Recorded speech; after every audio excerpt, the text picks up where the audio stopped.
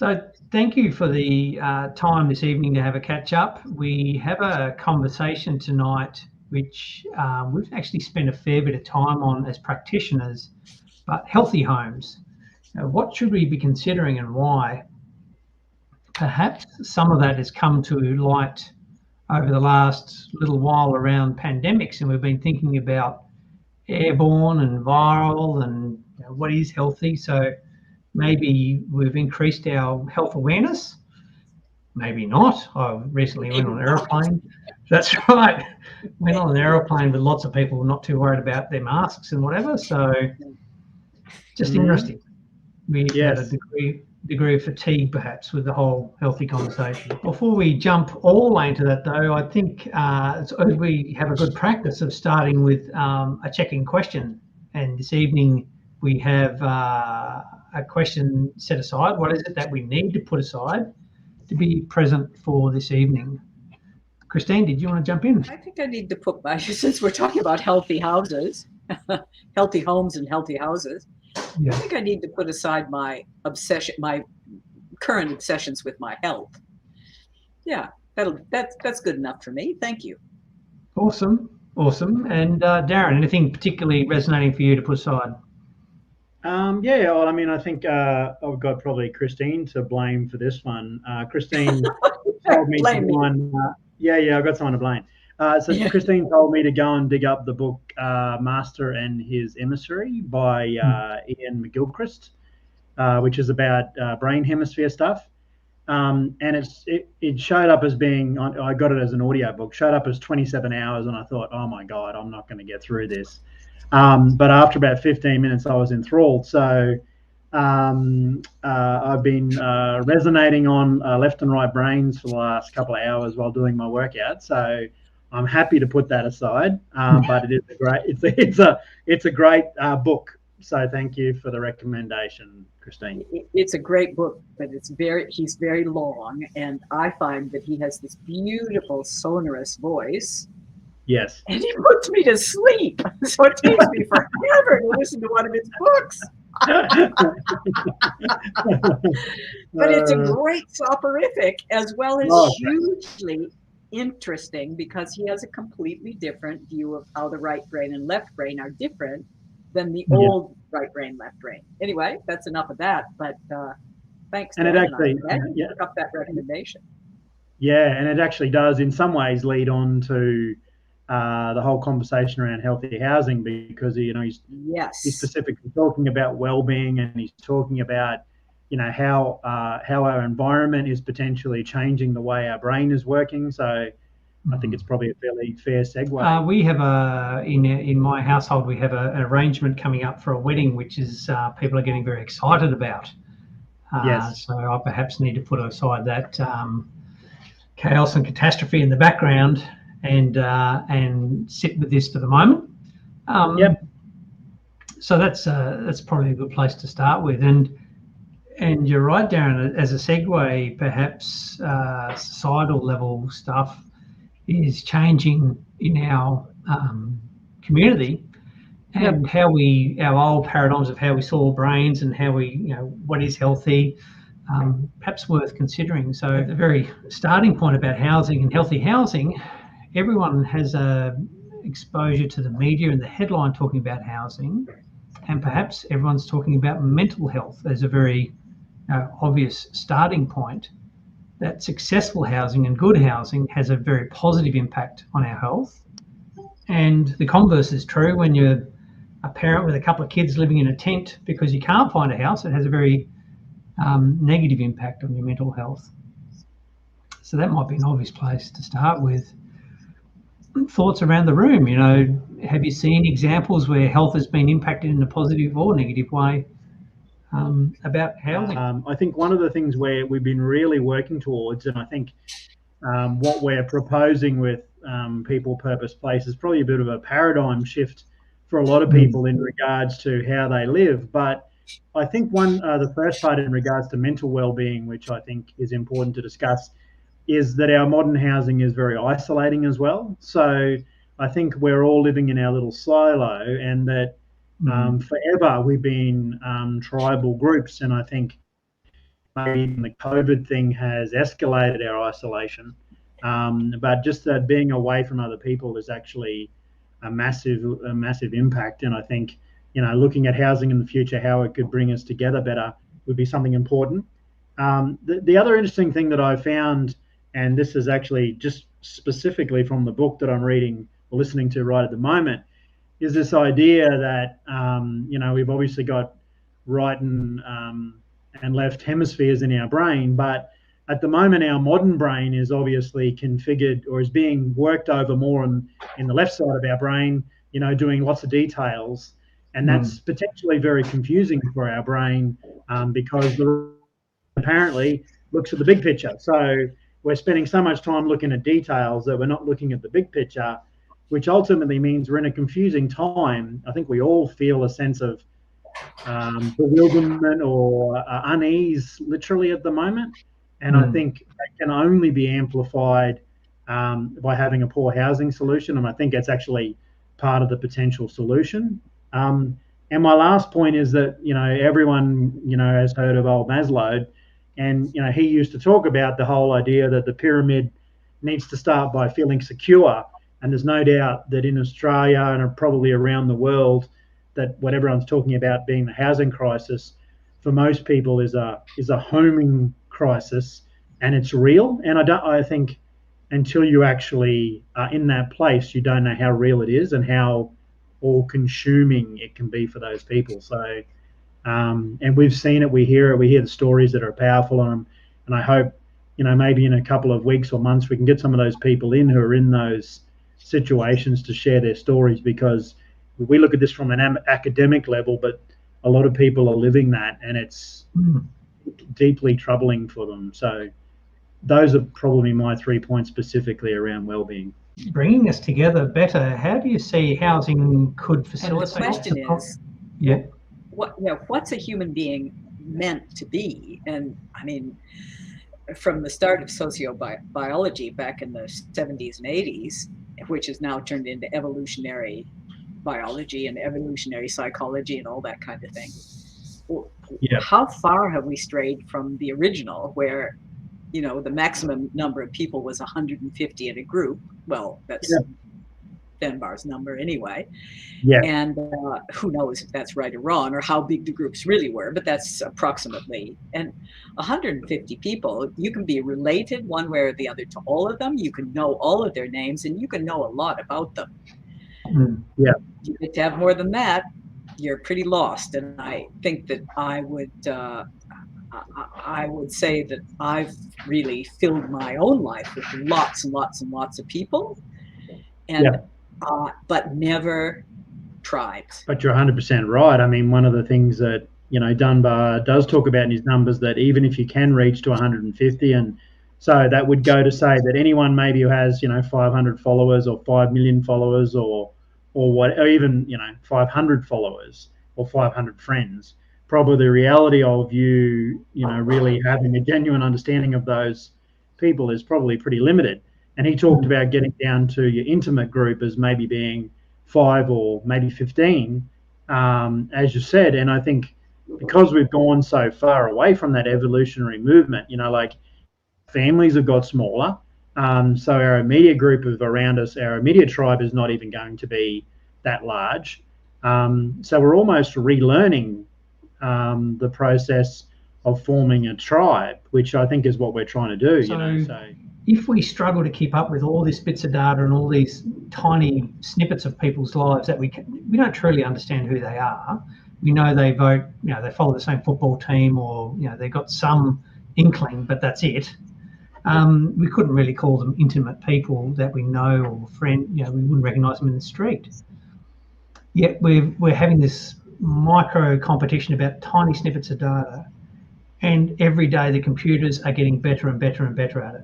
So in actual fact, on Twitter, Elon pointed out that there's more robots, or there's so many fake accounts because they're just trolling it for the data. Maybe we should relax about the data and let the robots and the powerful abacus go and do the data bit. And how about we concentrate on doing the human bit?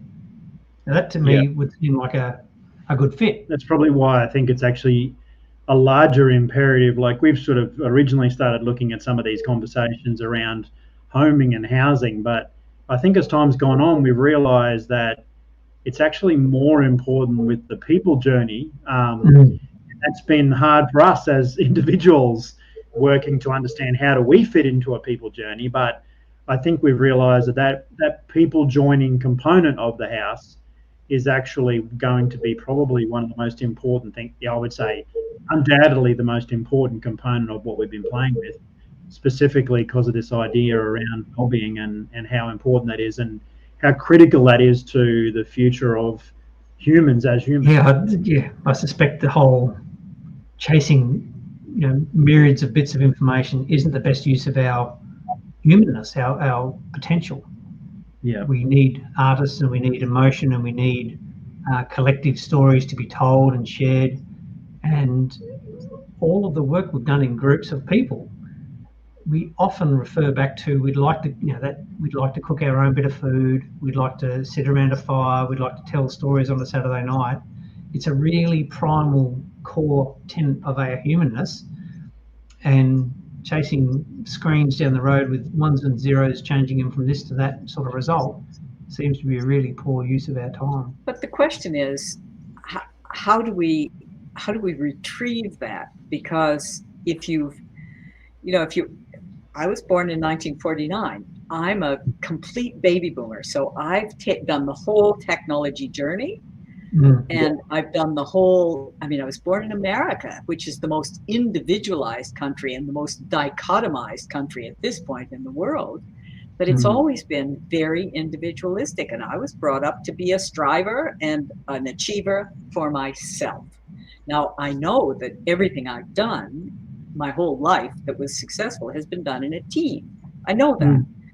But man, have I been a bad team member and a bad team leader at times, because I never learned that shit, Right. and it's really important to have those lessons. So, the question is, how do we re-educate ourselves to do something that, for example, in my case, I've spent my whole life, I've worked a lot on my inner stuff, but how much have I really learned about becoming very intimate with a few people and still having my privacy? Boy, that whole thing befuddles me to the point that I fear not being able to do it.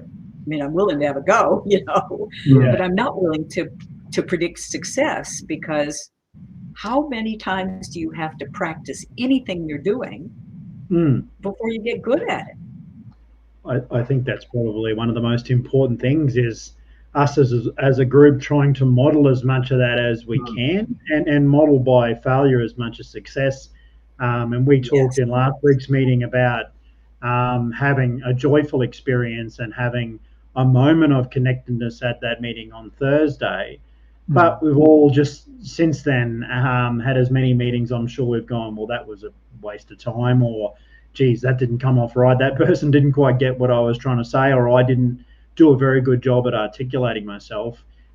So one thing I suppose I'm being conscious of, and maybe Rowan and yourself, Christine, have maybe made me more aware of this, is that I probably need to trial and learn as much of those things to experience them myself to hopefully be more attuned to help others do it as we continue on this journey. And we don't have to be exceptional. As Christine pointed out, you may have some reservations and some trepidation going to this whole sharing and a different way of looking at things. That's completely okay, because we have an architecture around you that will bounce you off the walls and point you back down the general direction. Now, you'll choose your rate, and you'll choose the people around you, and you choose how much of this you might want to take on.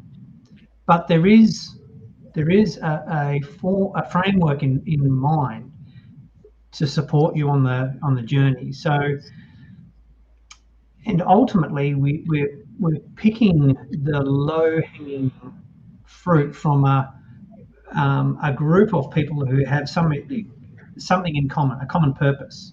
So whether they be friends or whether they be around a purpose of rehabilitating tropical rainforest, that's a binding element. If you were complete and utter strangers, at least you would have something in common that's enduring. That's why it's worth taking the risk to find out how we get there, more of that. And I think the idea of, to some extent, solving a problem while joining humanity while fixing it is a great way to do it. We know that housing is a problem, or homing is a problem. What if by solving that problem, we're also giving an opportunity for an enrichment in life? Then maybe that's the double whammy. Maybe that's why people are actually the people who, as you said, the people who are trying to do the work are least willing to take the risk. Although we have a lot of, especially as a born American, I didn't come here until I was 20, so I had a lot of fixed habits and thoughts and this and that before coming to the best country in the world. Yeah. But we all had the experience, as school children of, and some of them are missing this now because they've had helicopter parents, of having to play games together as a team at school, of having to work with other kids, and really often because we used to play on the street, not that we had a very busy street, because it was the American suburbs, upper middle class suburbs. Of course, there weren't a lot of cars, and everybody washed out for the kids, and we had heaps of playground and forest and everything else. But we still had to figure out the rules of those kind of play. Football or soccer or netball, badminton, croquet. I don't care. You've got rules.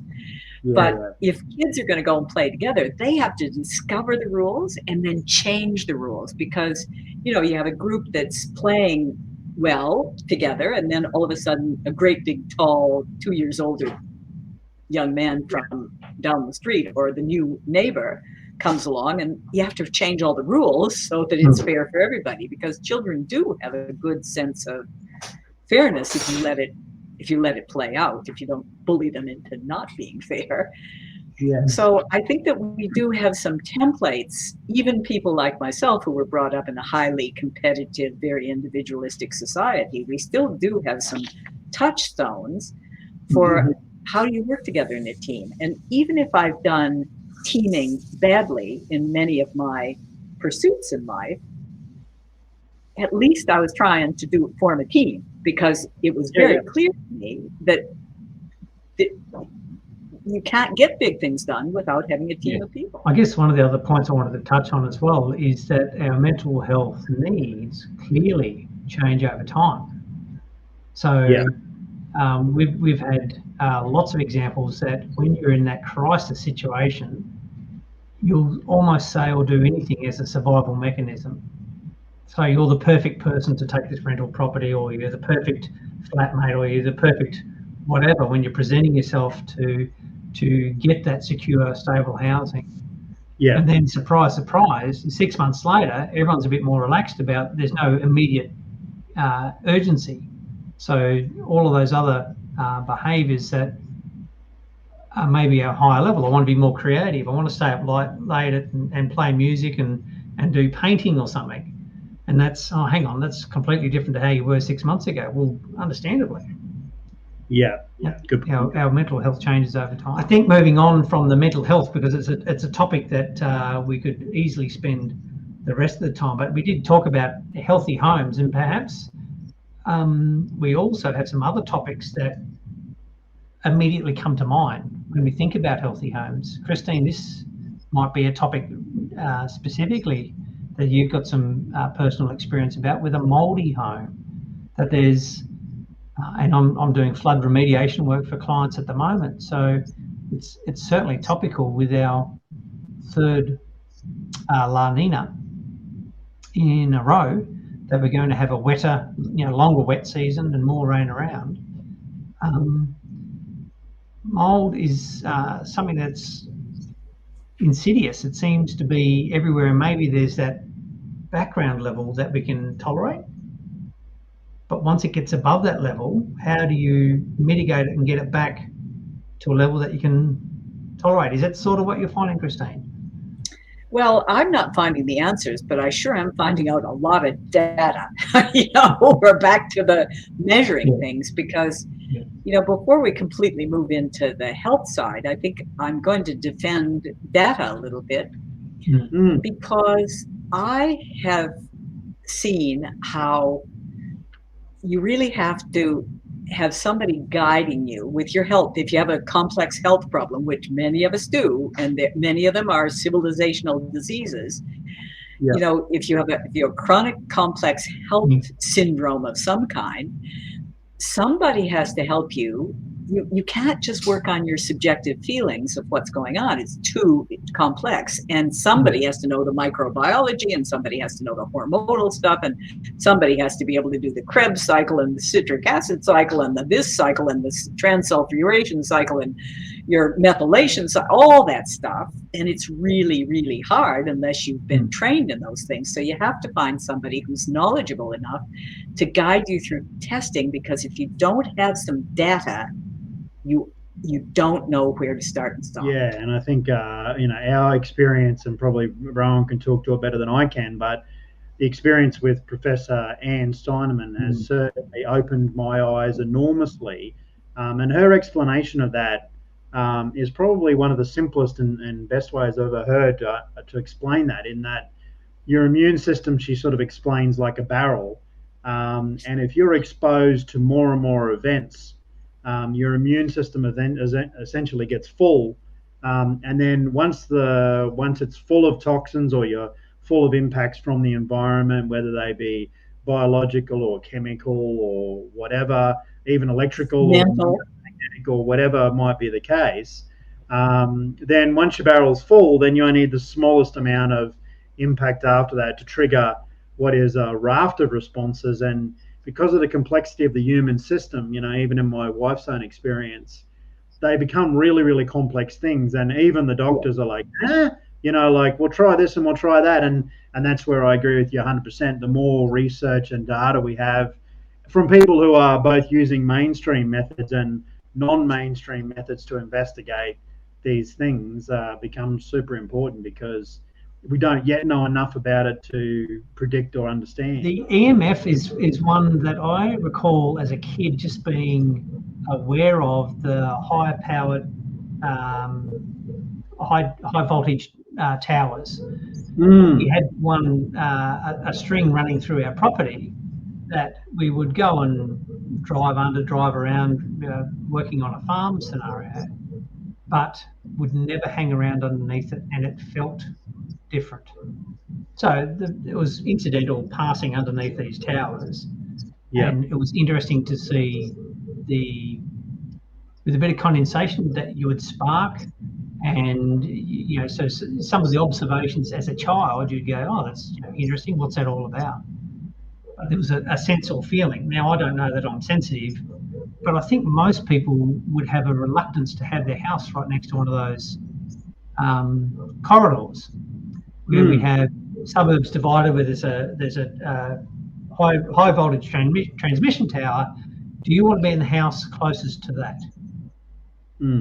I think most of us would, given a choice, would choose not to. And I think a lot of that stuff we sort of didn't know, and that might even lead on to some of the products and stuff we might talk about now. But you know, a lot of that stuff we didn't know. We didn't know what Teflon was doing to us. You know, we didn't know what, you know, how much lead was in our fuel. And as much as we sort of maybe discredit what EMFs might be doing to us, and maybe the Tin Hat Brigade, we've always, that's not really real. And I think now we're coming around to the idea that, you know, we talked about this idea of using Pascal's wager occasionally, which is, I think we're all starting to say, look, let's just hold our opinions on that. We don't yet know what all that means, and we've previously made a heap of mistakes missing out on products. And I think that's one of the things with a lot of people when I talk to them, even with some of that stuff we've done just recently, Rowan, talking about the materials and products in your home and the impact on you, is quite surprising how people don't realise the type of products that they are actually putting into their home, do they? No, and I remember the Teflon frying pan as an example. It's known as a forever chemical. Oh, what's a forever chemical? It's in you forever. Oh, well, that can't be good. And I heard, sorry to interrupt, but I did hear Jason had shot around some stuff to say with this discussion around PFAS, these you know, chemicals that come from agriculture and a few of those areas, and insecticides. They're now finding in America that every placenta, which means every baby, is being born with PFAS in their system. So they're not. This is not even physically being exposed to stuff.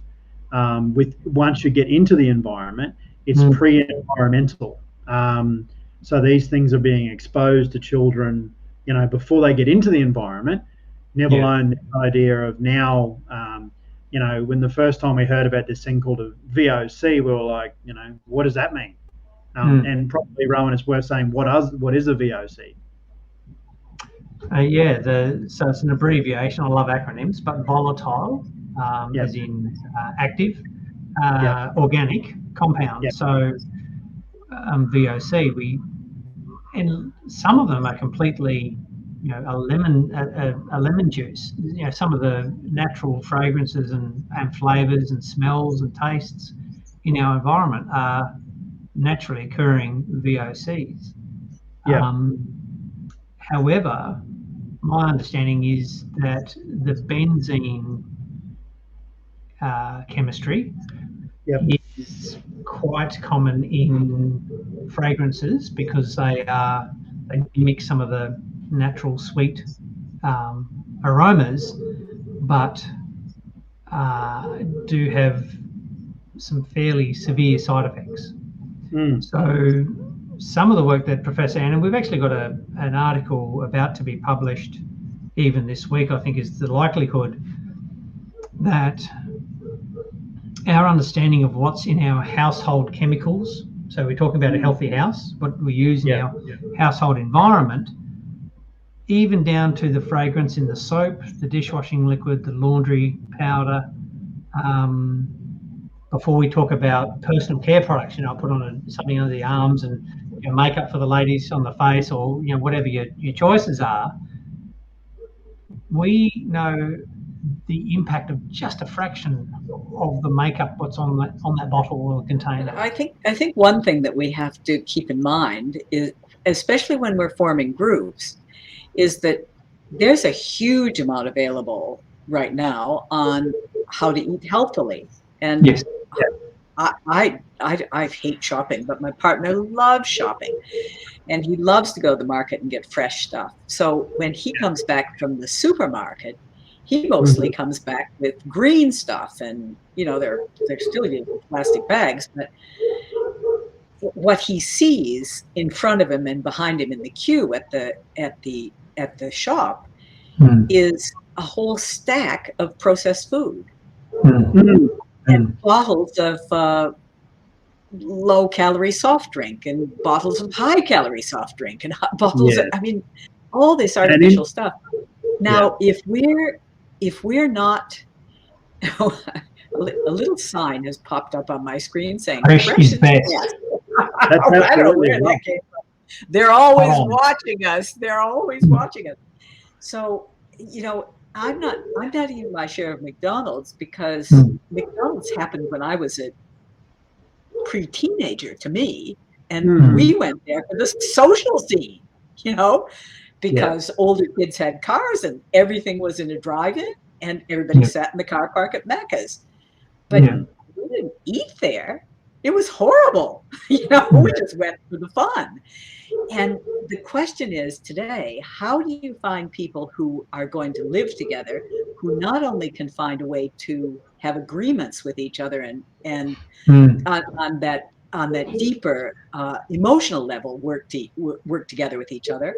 How are you going to find the people who don't insist on serving a sugary dessert at the end of every meal, or don't insist on having afternoon tea with pavlova? Instead having that capsicum and onion, or whatever it is, apples and oranges.